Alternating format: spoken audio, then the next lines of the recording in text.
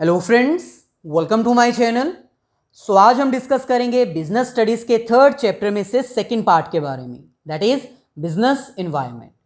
Business studies के जितने भी चैप्टर, जितनी भी वीडियोस अब तक हमने अपलोड किए हैं, उन सभी वीडियोस का लिंक डिस्क्रिप्शन में गिवन है, आप जाकर देख सकते हैं। बिजनेस एनवायरनमेंट के सेकेंड पार्ट में आज हमें क्या डिस्कस करना है? Economic environment in India. अब तक हम ये स्टडी कर चुके हैं कि कोई भी बिजनेस स्टार्ट करने से पहले आपको इन्वायरमेंट की स्कैनिंग कर लेनी चाहिए, ताकि फ्यूचर में होने वाली अपॉर्चुनिटीज़ को आप ग्रैब कर सको और फ्यूचर में मिलने वाले थ्रेट्स को आप मिनिमाइज कर सको।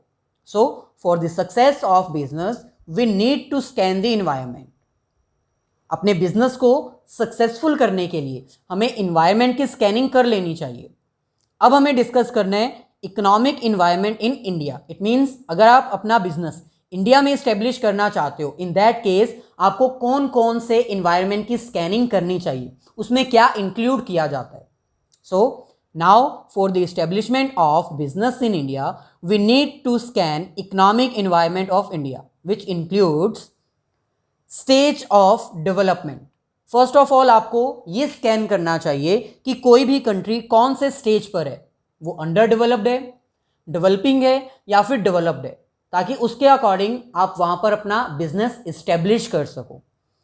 स्ट्रक्चर ऑफ एन इकोनॉमी, एक इकोनॉमी का कौन सा स्ट्रक्चर है, वहां पर कौन सी गवर्नमेंट का रूल फॉलो किया जाता है, कैपिटलिस्ट इकोनॉमी है या फिर मिक्स्ड इकोनॉमी है, वो सब आपको स्कैन करना होगा।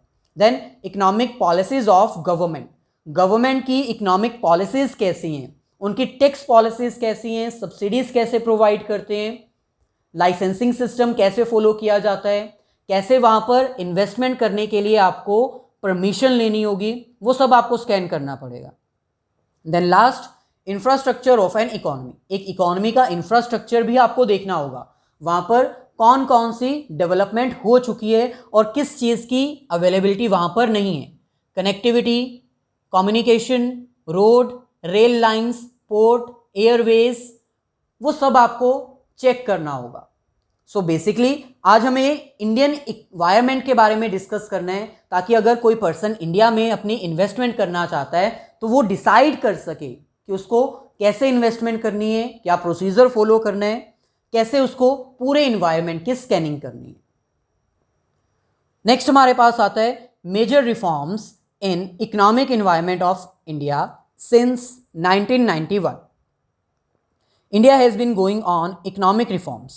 The major reforms are, यहाँ पर आपको ये पता होना चाहिए कि 1991 में इंडिया में कुछ रिफॉर्म्स लिए गए थे, जिसके अकॉर्डिंग हमारा जो इन्वायरमेंट है वो टोटली चेंज हो चुका था। बेसिकली इसमें कौन से रिफॉर्म्स लिए गए थे ये आप इकोनॉमिक्स में भी रीड कर चुके हो। फर्स्ट हमारे पास आता है liberalisation, second privatisation and third globalisation. Indian economic development में ये आपने ऑलरेडी रीड कर लिया है। अगर आपको इंडियन इकोनॉमिक डेवलपमेंट में कोई भी प्रॉब्लम है तो आप हमारे सेपरेट चैनल इकोनॉमिक्स बाय जोली कोचिंग को प्रेफर कर सकते हैं।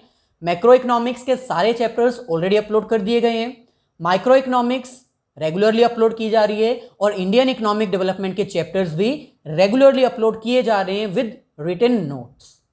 लिंक डिस्क्रिप्शन में दे दिया है, उस चैनल को सब्सक्राइब कर लीजिए, साथ में अपने सभी फ्रेंड्स के साथ शेयर कर दीजिए। अब हमें इन सारे रिफॉर्म्स के बारे में डिस्कस करना है। ब्रीफली हम डिस्कस करेंगे क्योंकि ये नॉर्मली आप ऑलरेडी रीड आउट कर चुके हो। यहां पर फर्स्ट रिफॉर्म हमारे पास आता है लिबरलाइजेशन। नेम से ही क्लियर है, लिबरलाइजेशन मींस गिविंग लिबर्टी, यानी फ्रीडम प्रोवाइड करना। तो आपको ये पता होना चाहिए 1991 से पहले 1991 से पहले इंडिया में लाइसेंसिंग सिस्टम फॉलो किया जाता था। इट मीन्स अगर आपको कोई भी न्यू इंडस्ट्री इस्टेब्लिश करनी है प्राइवेट सेक्टर में तो आपको लाइसेंस एक्वायर करना पड़ता था। सिर्फ न्यू इंडस्ट्री के लिए नहीं, अगर आपको एग्जिस्टिंग इंडस्ट्री एक्सपेंड करनी है, ग्रो करनी है, अपनी क्वांटिटी इंक्रीज करनी है, इन दैट केस भी आपको लाइसेंस एक्वायर करना पड़ता था, जिसकी वजह से मेजर ऑफ द इंडस्ट्री जो है वो डीमोटिवेट हो जाती थी और इन्वेस्टमेंट नहीं कर पाती थी। इंडस्ट्रियलाइजेशन करने के लिए 1991 में रिफॉर्म किया गया, जिसके अकॉर्डिंग जो प्राइवेट सेक्टर है उनको फ्रीडम दे दी गई। अब उनको लाइसेंस एक्वायर करने की ज़रूरत नहीं थी।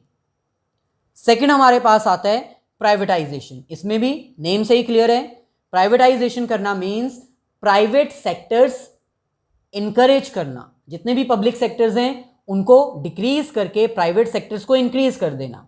सो 1991 में या फिर उससे पहले जितनी भी इंडस्ट्रीज इस्टेब्लिश की जाती थी उसमें से मैक्सिमम इंडस्ट्रीज पब्लिक सेक्टर के अंडर कंट्रोल की जाती थी। ज़्यादातर कंट्रोल किसका होता था? पब्लिक सेक्टर का। लेकिन 1991 के बाद ये अंडरस्टैंड कर लिया गया कि अगर इकोनॉमी को ग्रो करना है, इन दैट केस प्राइवेटाइजेशन करना होगा, यानी इंडस्ट्रीज को प्राइवेट हैंड में प्रोवाइड करना होगा। क्यों? क्योंकि पब्लिक सेक्टर इनएफिशिएंट था, करप्टेड था, वो ह्यूज लॉसेज इंकर कर रहा था, ज़्यादा अच्छा परफॉर्म नहीं कर पा रहा था। सो इसीलिए प्राइवेटाइजेशन करना पड़ा। और प्राइवेटाइजेशन के लिए क्या किया गया? डिसइन्वेस्टमेंट। डिसइन्वेस्टमेंट का मतलब क्या है? पब्लिक सेक्टर के शेयर्स सेल कर दिए गए प्राइवेट सेक्टर को, ताकि सारा कंट्रोल किसके हैंड्स में आ जाए? प्राइवेट सेक्टर्स के अंडर। और क्योंकि प्राइवेट सेक्टर प्रॉफिट अर्न करना अपना मेन मोटिव रखते हैं, इसलिए वो बिजनेस को, इकोनॉमी को प्रॉफिट की वे पर लेकर जा रहे थे। इसके साथ साथ और क्या किया गया? जो मैनेजमेंट है वो प्राइवेट हैंड्स में प्रोवाइड कर दी गई, ताकि प्राइवेट ओनर्स अपने अकॉर्डिंग बिजनेस को, इंडस्ट्री को इस्टेब्लिश कर सकें और ग्रो भी कर सकें। सो ओवरऑल अगर कहा जाए, प्राइवेटाइजेशन मीन्स पब्लिक सेक्टर को डिक्रीज कर देना और प्राइवेट सेक्टर की पार्टिसिपेशन को इंक्रीज कर देना। लास्ट हमारे पास आता है ग्लोबलाइजेशन। ये भी नेम से ही क्लियर है। ग्लोबलाइजेशन करना मीन्स जो बाउंड्रीज का जो एक बैरियर था उसको इरेज कर देना। पहले क्या होता था? जितना भी ट्रेड एक्टिविटीज परफॉर्म की जाती थी वो विद इन अ बाउंड्री की जाती थी। जैसे इंडिया की बाउंड्रीज, उसकी जो लाइंस हैं, जो उसका फिजिकल अपीयरेंस है, वहां तक ट्रेडिंग की जाती थी। लेकिन ग्लोबलाइजेशन करने के बाद जो इंपोर्ट और एक्सपोर्ट है वो ईजी कर दिया गया, ताकि फॉरेन से आप इंपोर्ट और एक्सपोर्ट कर सको, इंडिया में फॉरेन रिजर्व्स को इंक्रीज कर सको, ऐसी कैपिटल फॉरेन कंट्रीज से इंपोर्ट कर सको जिसकी हेल्प से आप अपनी इंडस्ट्री को ग्रो कर पाओ। पहले क्या होता था? 1991 से पहले फॉरेन से ज़्यादा कुछ इंपोर्ट करने नहीं दिया जाता था। गवर्नमेंट टैक्सेस इंक्रीज कर देती थी, इंपोर्ट ड्यूटी इतनी ज़्यादा इंक्रीज कर देती थी कि आप फॉरेन से अगर कुछ भी इंपोर्ट करो तो वो बहुत ही ज़्यादा एक्सपेंसिव हो जाए। लेकिन अब इंपोर्ट ड्यूटी को डिक्रीज कर दिया गया, ताकि आप अपनी बेसिक नीड्स के साथ साथ अपनी इंडस्ट्री की नीड्स को भी फुलफिल कर सको। ऐसी कैपिटल, ऐसी टेक्नोलॉजीज फॉरेन कंट्रीज से इंपोर्ट कर सको जिसकी हेल्प से आप न्यू इंडस्ट्री स्टैब्लिश करो, एम्प्लॉयमेंट अपॉर्चुनिटीज क्रिएट करो, कंपटीशन इंक्रीज करो मार्केट में और फॉरेन कंपटीशन को बीट कर सको। सो ये हमारे पास कुछ रिफॉर्म्स थे जो कि इंडियन इकोनॉमी में लिए गए ताकि इंडस्ट्री को ग्रो किया जा सके। सो इसके अकॉर्डिंग अब हमें अपनी इन्वायरमेंट को स्कैन करना होगा, ताकि इसके अकॉर्डिंग हम अपने बिजनेस को इस्टेब्लिश कर सकें। Liberalisation giving freedom, privatisation increasing the role of private sector, globalisation reducing the barriers of trade. So इस चैप्टर का लास्ट टॉपिक हमारे पास आता है impact of government policy changes on business and industry. It means जो government अपनी policies continuously change करती रहती है उसका क्या इम्पैक्ट पड़ा है बिजनेस के ऊपर और इंडस्ट्री के ऊपर। सो फर्स्ट हमारे पास आता है इंक्रीजिंग कॉम्पिटिशन। सो आपको पता है लिबरलाइजेशन की वजह से अब सभी इंडस्ट्रीज को लिबर्टी मिल चुकी है, वो जैसे चाहें अपनी इंडस्ट्री स्टैब्लिश कर सकते हैं, उनको लाइसेंस एक्वायर करने की कोई ज़रूरत नहीं है, जिसकी वजह से कंपटीशन मार्केट में इंक्रीज हो चुका है। प्राइवेटाइजेशन की वजह से इंडस्ट्री प्राइवेट हो चुकी हैं और प्राइवेट इंडस्ट्रीज का कंपटीशन इंक्रीज हो चुका है। और थर्ड, क्योंकि ग्लोबलाइजेशन कर दिया गया है इसलिए फॉरेन कंट्रीज की जो ब्रांड्स हैं वो भी इंडिया में आ रहे हैं, वो भी कंपटीशन इंक्रीज कर रहे हैं। सो ओवरऑल अगर कहा जाए तो एलपीजी की वजह से हमारा कंपटीशन जो है डोमेस्टिक मार्केट में और इंटरनेशनल मार्केट में इंक्रीज हुआ है। सो इसके अकॉर्डिंग हमें अपने बिजनेस को डिज़ाइन करना होगा। सेकंड हमारे पास है मोर डिमांडिंग कस्टमर्स। अब क्योंकि मार्केट में कंपटीशन इंक्रीज हो चुका है, कंपटीशन के इंक्रीज होने की वजह से मार्केट में सप्लायर्स इंक्रीज हो चुके हैं और सप्लायर के इंक्रीज होने से कस्टमर्स के पास जो चॉइस है प्रोडक्ट्स के रिगार्डिंग वो भी इंक्रीज हो चुकी है। कस्टमर्स के पास बहुत सारी चॉइस है। अगर एक प्रोडक्ट एक्सपेंसिव है तो वो किसी दूसरे प्रोडक्ट को बाय कर लेते हैं। इट मीन्स कस्टमर जो हैं वो मोर डिमांडिंग हो चुके हैं, उनको ज़्यादा चॉइस चाहिए ताकि वो उसके अकॉर्डिंग अपनी नीड्स को सेटिस्फाई कर सकें। थर्ड हमारे पास है रैपिडली चेंजिंग टेक्नोलॉजिकल इन्वायरमेंट। अब हमें यहाँ पर पता है क्योंकि ग्लोबलाइजेशन कर दिया गया है, हम फॉरेन से कोई भी टेक्नोलॉजी इंपोर्ट एक्सपोर्ट कर सकते हैं, जिसकी वजह से हमारी टेक्नोलॉजी का जो चेंज है वो रैपिडली यानी बहुत ही सडनली चेंज हो रहा है, कॉन्टिन्यूसली चेंज हो रहा है। सो ये थर्ड इम्पैक्ट है एलपीजी का या फिर कह लीजिए गवर्नमेंट पॉलिसीज का, कि जो हमारी इन्वायरमेंटल है टेक्नोलॉजी वाइज वो कॉन्टिन्यूसली चेंज हो रही है। फोर्थ हमारे पास है नेसेसिटी फॉर चेंज। अब क्योंकि मार्केट में कंपटीशन इंक्रीज हो चुका है, कस्टमर्स ज़्यादा डिमांड कर रहे हैं और उनके पास डिफरेंट चॉइस भी है, सो उसके अकॉर्डिंग नेसेसिटी फॉर चेंज है। इट मीन्स एक बिजनेस को चेंज करना ही होगा। अगर वो अपने आप को चेंज नहीं करेगा, अपडेट नहीं करेगा, कस्टमर्स की प्रेफरेंस के अकॉर्डिंग, उनकी नीड्स के अकॉर्डिंग, उनके टेस्ट के अकॉर्डिंग, अगर वो अपने आप को चेंज नहीं करेगा तो वो आउटडेटेड होकर रह जाएगा और उसके प्रोडक्ट्स मार्केट में डिमांड नहीं किए जाएंगे।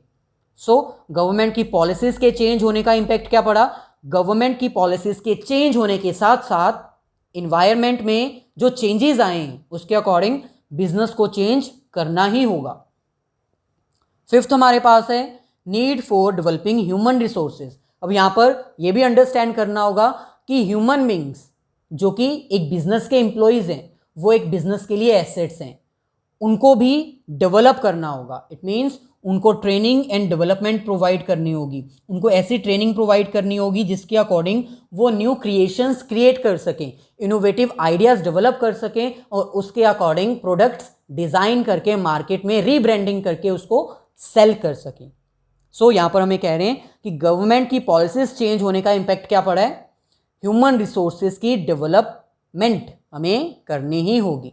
सो डेवलपमेंट का मतलब यहाँ पर है उनको ट्रेनिंग प्रोवाइड करनी होगी, उनको नॉलेज प्रोवाइड करनी होगी ताकि वो उसके अकॉर्डिंग न्यू प्रोडक्ट्स डिज़ाइन कर सके, इनोवेशंस कर सकें और उनको मार्केट में सेल कर सकें। नेक्स्ट हमारे पास है मार्केट ओरिएंटेशन।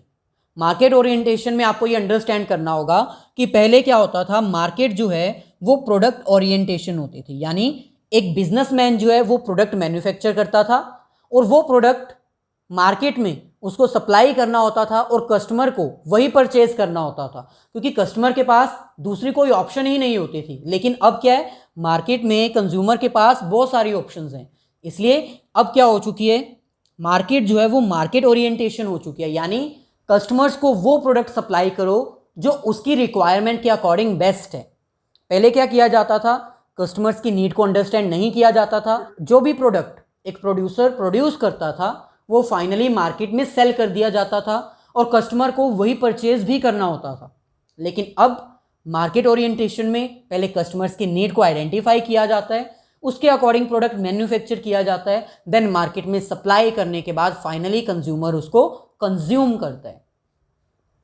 लास्ट हमारे पास आता है loss of budgetary support to public sector. So ये भी हम अंडरस्टैंड कर चुके हैं।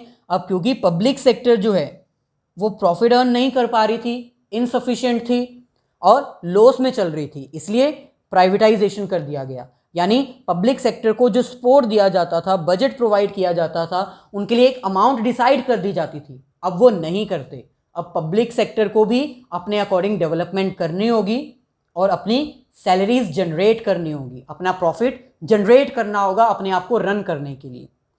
सो ये सारे इम्पैक्ट थे जो कि गवर्नमेंट पॉलिसीज़ की चेंज करने की वजह से बिजनेस और इन्वायरमेंट को फील किए गए थे। कंपटीशन इंक्रीज हो चुका था, कस्टमर्स ज़्यादा डिमांडिंग हो चुके थे, उनके पास ज़्यादा चॉइस आ चुकी थी, टेक्नोलॉजी जो है वो कॉन्टिन्यूसली चेंज हो रही थी, जिसके अकॉर्डिंग एक बिजनेस को चेंज करना ही पड़ता था। ह्यूमन रिसोर्सेज को डेवलप करने की ज़रूरत पड़ चुकी थी, मार्केट जो है वो कंज्यूमर्स के अकॉर्डिंग डिज़ाइन की जाती थी और पब्लिक सेक्टर को जो सपोर्ट प्रोवाइड किया जाता था वो अब नहीं किया जाता। आई होप ये वीडियो आपको अच्छी लगी है। अगर अच्छी लगी है तो प्लीज़ इसको लाइक कर दीजिए और अपने सभी फ्रेंड्स के साथ शेयर कर दीजिए। अगर कोई प्रॉब्लम है तो आप कमेंट करके पूछ सकते हैं या फिर हमारे इंस्टाग्राम आईडी पर आप फॉलो करके भी पूछ सकते हैं।